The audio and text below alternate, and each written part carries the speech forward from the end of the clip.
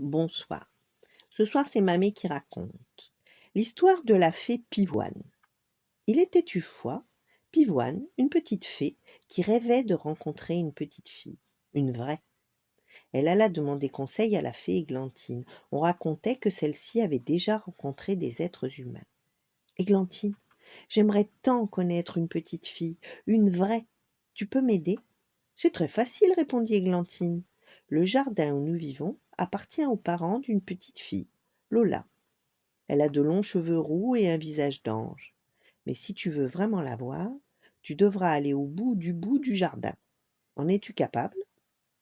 C'est un endroit très dangereux. Des fées n'étaient jamais revenues de ces contrées lointaines. D'accord, répondit Pivoine. Rencontrer une petite fille, c'est mon rêve le plus cher. Alors rendez-vous demain, dit Églantine, et je t'y emmènerai.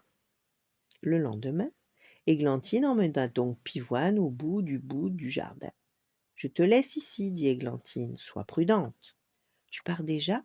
Demanda Pivoine apeuré. Reste encore un petit peu. Mais Églantine était déjà partie. Après une longue attente, elle entendit enfin un bruit de pas. Mais ce que vit Pivoine ne ressemblait pas du tout à une petite fille. Une grande silhouette écarta les fleurs où se cachait la petite fée. C'était la sorcière Myopa, qui lui jeta un regard méchant, mais sans la voir. Myopa était connue pour sa cruauté, mais surtout pour sa mauvaise vue. Ouf! Pensa Pivoine. Après plusieurs heures, toujours pas de Lola. Elle se dit: et si Églantine s'était trompée? Et si Myopa revenait et me voyait cette fois-ci, ferait-elle de moi son repas? Soudain, elle entendit des voix dans le jardin. Des fées au fond de notre jardin? Mais tu racontes n'importe quoi, Lola. Je rentre à la maison. Mais Paul, c'est pas une blague. Tu vas rater la plus belle rencontre de ta vie.